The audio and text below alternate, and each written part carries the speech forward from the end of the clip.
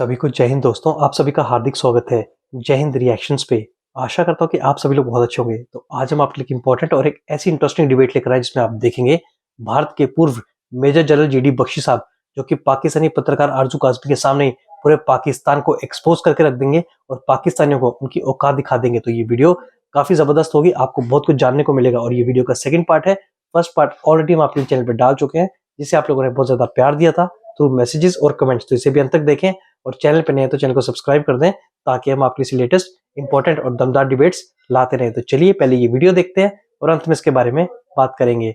जय हिंद, जय भारत। पाकिस्तान का कभी कोई प्राइम मिनिस्टर या मिलिट्री एस्टैब्लिशमेंट कभी ऐसी रही है जो कि भारत को अच्छी लगी हो या आपने कहा हो कि हाँ ये ठीक काम कर रहे हैं? इमरान खान जब प्राइम मिनिस्टर थे, इमरान खान को भी काफी क्रिटिसाइज किया जाता था। लेकिन सर अब ऐसी क्या बात हुई है कि इमरान खान जैसे ही जेल में गए तो इमरान खान जो है अपने ख्याल से सबके फेवरेट हो गए? और इस वक्त के जो फील्ड मार्शल है सर, इनको तो जाहिर है कि जो भी आएगा एज आर्मी चीफ और फील्ड मार्शल, भारत के साथ तो कहीं ना कहीं क्लैशेस रहेंगे। लेकिन सर बांग्लादेश के लिए भी दोनों कंट्रीज एक दूसरे को इल्जाम दे रही हैं, ये क्या हो रहा है? देखिए, बांग्लादेश के अंदर let me B very straight forward. Joe Biden साहब भारत से बड़ी खुंदस में थे कि आप रूस से तेल क्यों खरीद रहे हो, हथियार क्यों ले रहे हो, वगैरह वगैरह। हमने बड़ा सीधा कहा कि साहब हम वहां से तेल लेंगे जहां हमारे नेशनल इंटरेस्ट को सूट करता है, हमें सस्ता मिलता है। आपको बुरा लगता है तो हम क्या करें? ठीक है साहब, ये पाकिस्तान नहीं है कि दुम हिलाते फिरते आपके आगे पीछे आपकी खुशी के लिए घूमेगा। To hell with you.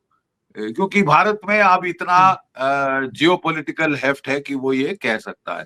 तो जवाब में उन्होंने सीआईए को लगा दिया कि आप तख्ता पलट करो बांग्लादेश में, भारत को घेरो चारों ओर से। ठीक है साहब। और ये तख्ता पलट के लिए सीआईए ने आईएसआई का साथ लिया, जमायते इस्लामी का साथ लिया और तख्ता पलट कलर्ड रेवोल्यूशन कर डाली। उसके बाद क्या हुआ है बांग्लादेश में? अच्छा खासा मुल्क चल रहा था हसीना वाजिद के टाइम। उनका पर कैपिटा जीडीपी आपसे ज्यादा था और भारत से भी आगे निकल रहा था, because of specially that textile industry. और टेक्सटाइल इंडस्ट्री के चलते उनसे आगे निकल गया था। लेकिन गवारा नहीं था साहब कि हमें प्रोस्पेरिटी नहीं चाहिए, कि हमारे बच्चे पढ़े लिखे अच्छा खाएं पिए कमाएं, लेकिन जिहाद चाहिए, फसाद चाहिए, उन्माद चाहिए, कत्लो गारत चाहिए साहब। जब से अगस्त साल में हुआ ये क्या कहते हैं ये कू जो हुआ, तब से वहां पे कत्लो गारत और मार काट के सिवा कुछ नहीं हो रहा। टोटल केओस है, टोटल केओस है। और वहां पे 2 टके के लोग मुंह मसूर की दाल, जिनके आपकी फौज ने वहां बुरे हाल किए थे। 1 मिलियन बांग्लादेशी औरतों का तो रेप हुआ था। उसके अलावा 3 मिलियन बांग्लादेशी मार डाले थे, 10 मिलियन भारत में धकेले थे रेफ्यूजी बना के। ठीक है साहब। तब हमने जाके ये रेफ्यूजियों का बोझ हमारी इकोनॉमी का भट्टा बिठा रहा था, तो मजबूरन होके हमको उनके वापस जाने के कंडीशंस क्रिएट करने पड़े और ये लड़ाई हुई। ठीक है। और अब ये दोबारा घुमाकर उसको ईस्ट पाकिस्तान बनाना चाहते हैं। ठीक है साहब। प्रॉब्लम ये है कि आप समझ रहे हैं कि आपने भारत को 2 फ्रंट वॉर में डाल दिया। आप भी तो जनाब 2 फ्रंट वॉर में है अब अफगानिस्तान के साथ। और माफ कीजिए, अफगान ज्यादा अच्छे लड़ाके हैं बांग्लादेश से, उससे कहीं ज्यादा अच्छे लड़ाके हैं, काफी माहिर हैं। रूसियों से लड़ चुके हैं, अमेरिकनों को लड़के वहां से भगा चुके हैं।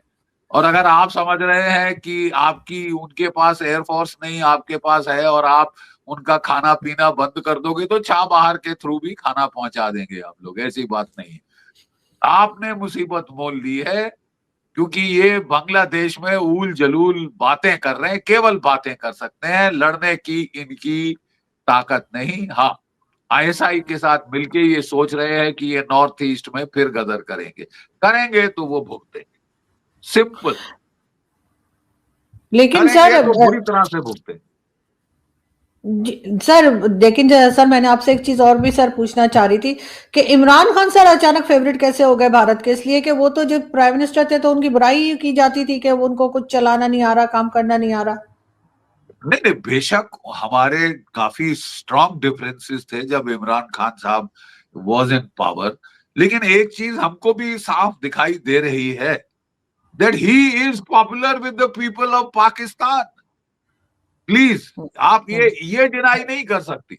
पॉपुलैरिटी बिल्कुल। है, कितनी है। पहली बार हमने देखा कि सड़कों पर हजूम निकल आए लोगों के और कोर कमांडर का घर अटैक होते हुए पहली बार देखा। उसके सफेद मोर लोगों ने पकड़ के खा लिए वगैरह वगैरह। पॉपुलैरिटी उसकी है, ठीक है साहब। अब सोने पे सुहागा जो तहरीक लबैक पाकिस्तान की फौज ने खड़ी करी थी इमरान खान को तंग करने के लिए, शहबाज शरीफ की हालत पतली करने के लिए, वही आपके खिलाफ खड़ी हो गई। वही अब कट्टरपंथी वो आपको सिखा रहे हैं कि कैसे इस्लामिक लॉ लाना चाहिए, शारिया लाना चाहिए वगैरह वगैरह। सो जहां तक इमरान खान का सवाल है, one, we feel sorry for him कि जो कुछ भी था इलेक्टेड लीडर था, जो कुछ भी था पाकिस्तान के अवाम के साथ पॉपुलर है।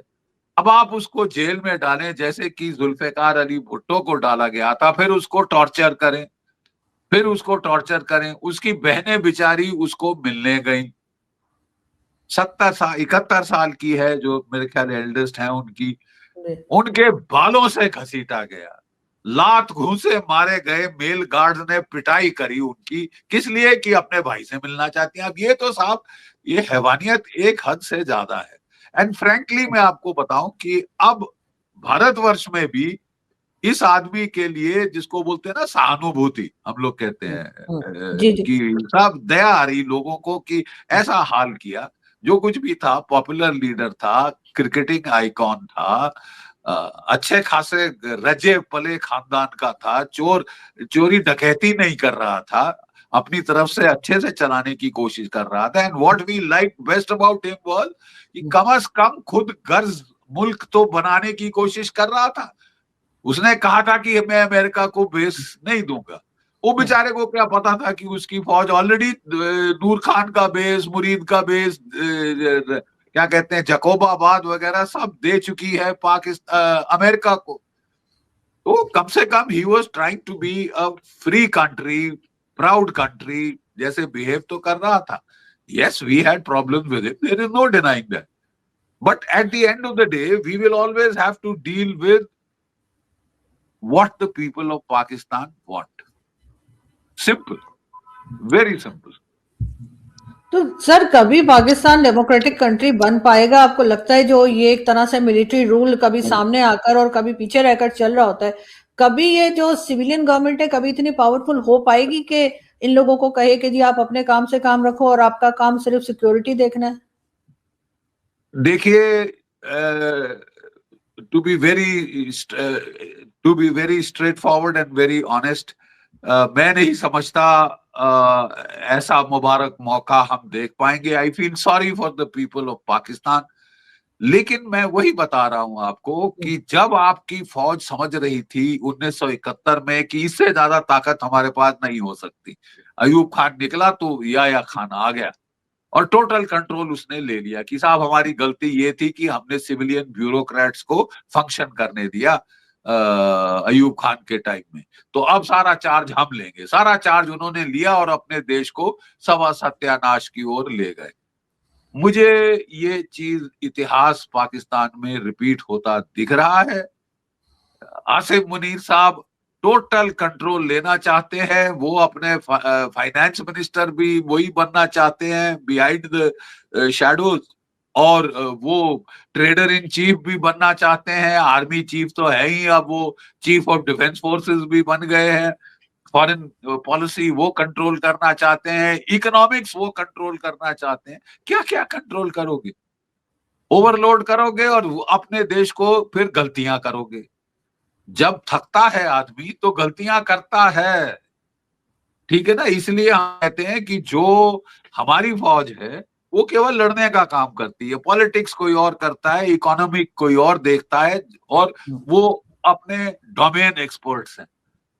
तो इसलिए गाड़ी चलती जाती है, इसलिए गलतियां बड़ी मेजर नहीं होती।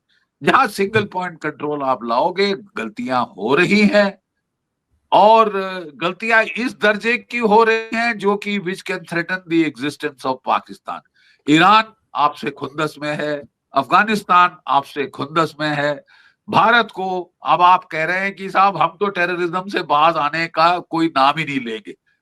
अब जो है वो वहां पे पहुंचाई जा रही है अमोनियम नाइट्रेट 3,000 किलो, कोई 15,000 किलो की फिगर बता रहा है कि जो बांग्लादेश से भेजी जा रही है भारत में फिर से बम फोड़ने के लिए, भारत में केमिकल बायोलॉजिकल वॉरफेयर करने के लिए, डॉक्टरों को राइसिन बनाना का जहर बना के पानी में घोलना, हवा में घोलना वगैरह ये सिखाया जा रहा है।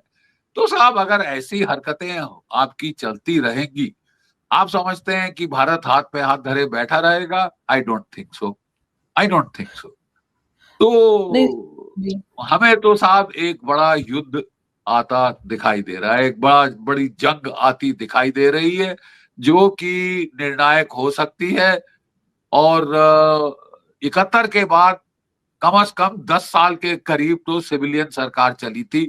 जुल्फिकार अली भुट्टो साहब की सरकार काफी मतलब स्ट्रांग थी एट वन टाइम, ठीक है, तभी डेमोक्रेसी वापस आ सकी थी। जबकि पाकिस्तान की फौज की बुरी तरह शिकस्त होती है मैदान जंग में, तब आवाम जरूर सवाल पूछने के हकदार होते हैं कि तुम तो सिपा सलार बनते थे, क्या हुआ क्या?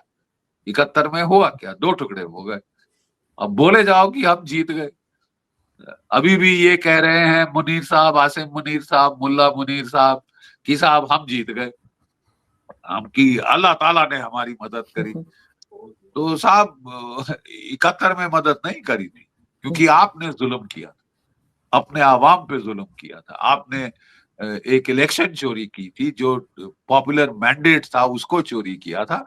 आपको वो अल्लाह ताला भी देखते हैं, और वो भी फिर इस तरह की अगर आप जुल्म करें, औरतों को बालों से घसीटें, पीटें, लात घूंसे मारें, तो कहीं ना कहीं तो आपको कीमत चुकानी पड़ेगी।